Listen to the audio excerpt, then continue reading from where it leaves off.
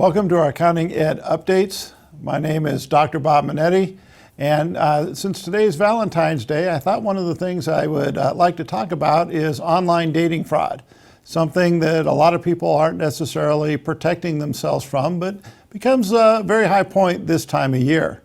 When we look at the availability of people to contact you on online dating sites, we need to look at the potential for fraud out there. And now I'm not talking about somebody who's lying about their age or things like that in order to try to get dates, but the real risk, the potential risk of putting your information out on an online dating site.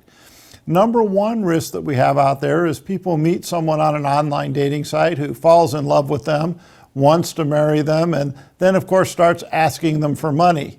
Anytime you've been asked for money from someone you haven't met in person, that you've only met on an internet, I'm going to tell you that's something that you need to be wary of. But another big risk for online dating sites is identity theft. And people don't understand that they tend to overshare on these types of social networking sites. So you get on the online dating site and somebody contacts you, you don't know who you're talking to, you have a picture and a profile. And in many cases, trust me, the people who are going out and the criminals who are going out on these sites aren't posting their own pictures. They're pulling pictures off of other websites or out of magazines and using pictures of, let's be honest, very attractive people. I mean, if you got my picture on an online dating site, you probably wouldn't respond to it. So they're going to use someone who's young and attractive, and then they're going to start communicating with you. And of course, in the course of, I want to get to know you better, they're going to ask you a lot of personal questions. Where did you go to school? Where did you go to college? What degrees do you have? Who were your friends in high school? Where did you live? What's your birth date? Who are your family members? Do you have any brothers and sisters? What were your parents' names? Oh, what was your mother's maiden, your grandparents' names? Get your mother's maiden name. They can use these online dating sites to get a lot of information out of you, and people are sharing and oversharing on these sites. A couple of things you could do to help protect yourself. Number one, if you meet somebody on an online dating site, number one, find out if you can meet them in person.